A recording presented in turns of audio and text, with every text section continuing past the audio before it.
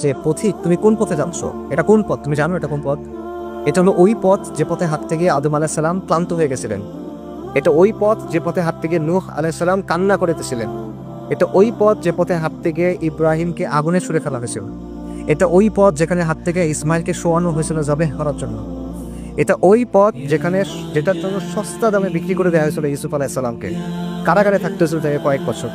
এটা ওই পথ যেখানে হাঁটার জন্য জাকারিয়াকে করাত দিয়ে দ্বিখণ্ডিত করা হয়েছিল। এটা ওই পথ যেখানে যাওয়ার জন্য জবেহ করা হয়েছিল সাইয়্যিদিনা ইয়াহইয়াকে। এটা ওই পথ যেখানে আইয়ুব আলাইহিস সালাম রোগে ভুগছিলেন। এটা ওই পথ যেখানে দাউদ আলাইহিস সালাম তার কান্না সব সীমা অতিক্রম করে চলে গেছিল। এটা ওই পথ যেখানে হাঁটতে গিয়ে ঈসা আলাইহিস সালাম নিঃসঙ্গ জীবনযাপন করতে হয়েছে। এবং এটা ওই পথ যেখানে জন্য রাসূলুল্লাহ সাল্লাল্লাহু আলাইহি ওয়াসাল্লামকে অসংখ্য কষ্ট সহ্য করতে হয়েছে। এটা ওই পথ। তো তুমি কোন পথে হাঁটতেছো? তুমি এখনো খেল তামাশার মধ্যে আছো। পথিক, তুমি কোন পথে যাচ্ছ?